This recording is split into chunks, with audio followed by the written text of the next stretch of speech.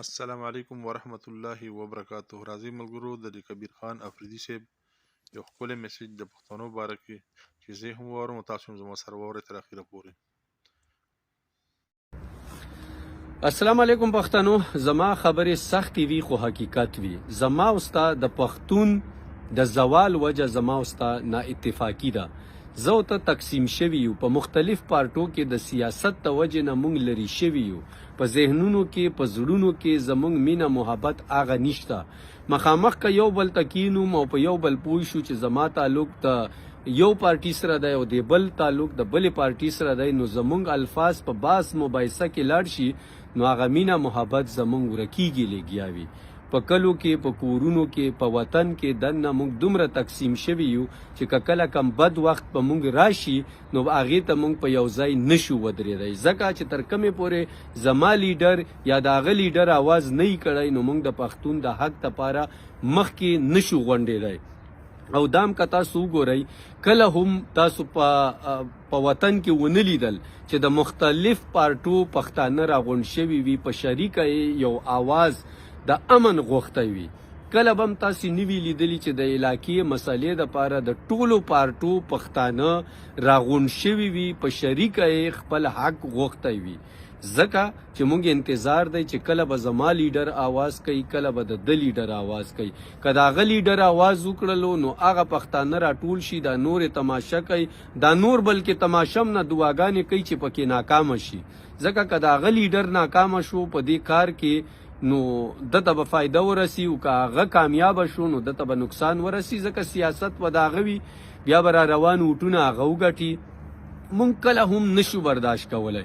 د پی ټی آی والا د اے ان پی ښه کار نشي برداشت کولی، د اے ان پی والا د پی ټی آی، دغسې د جے یو آی والا او دغسې د نون والا او د کاف والا او د جماعت اسلامي والا، دا ټول پښتانه که ته وګورې دا په پارټیانو کې مونږ تقسیم شوي یو.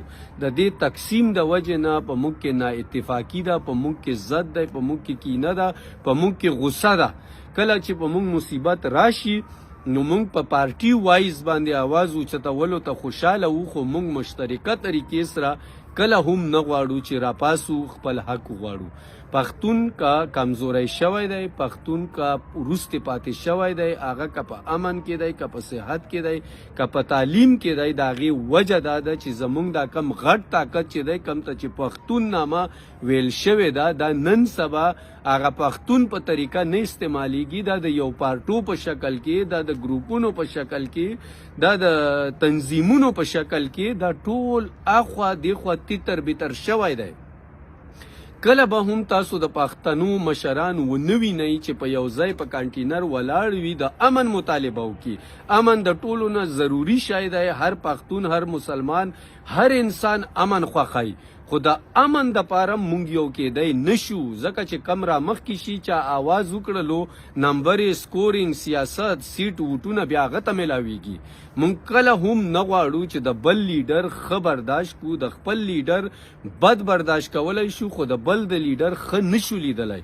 دا وجې دي چې پښتون وروسته پاتې کیږي. زما خبرې ما درته وویل چې سختې وي، د چا طرفداري پکې نه وي، خو کله کله د بعضې خلکو په ذهنونو کې داسې راشي چې یعنی دا خبرې خو کیدی شي د چا ساید اخلي، دا خبرې خو کیدی شي.